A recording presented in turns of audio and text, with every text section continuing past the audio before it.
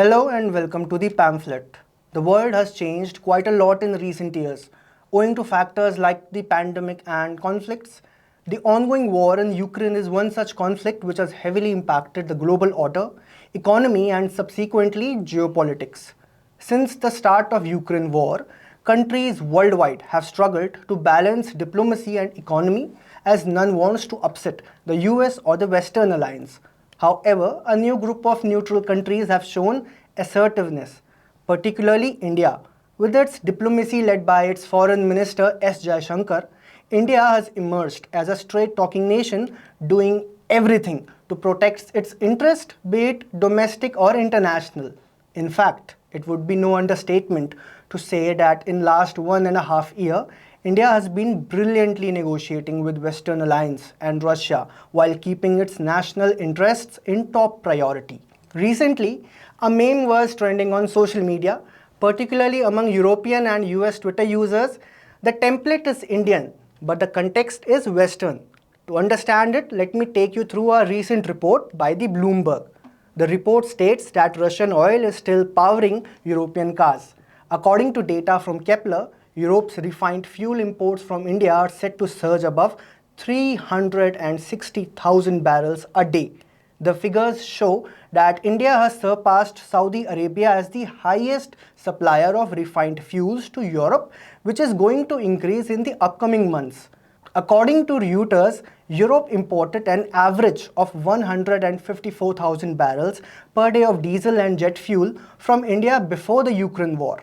But as per the current figures, the number of barrels has increased more than too many full times. What if I tell you this unusual trend became possible due to Western sanctions on Russia? Ironic, isn't it?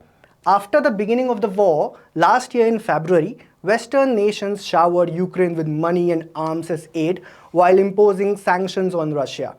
The economic sanctions were meant to destabilize the Russian economy, thus effectively crippling its war-waging ability, which in turn would benefit Ukraine. Although the sanctions have been highly ineffective to say the least.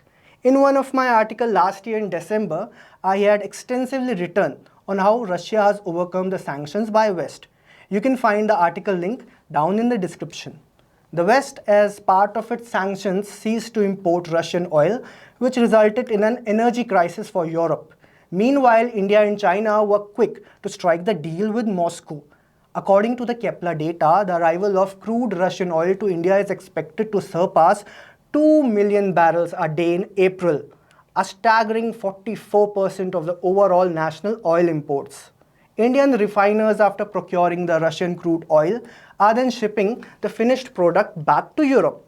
Although this is surely easing out Europe with its dependency on Russia as the primary oil supplier, but it's surely taking the fuel with a grain of salt.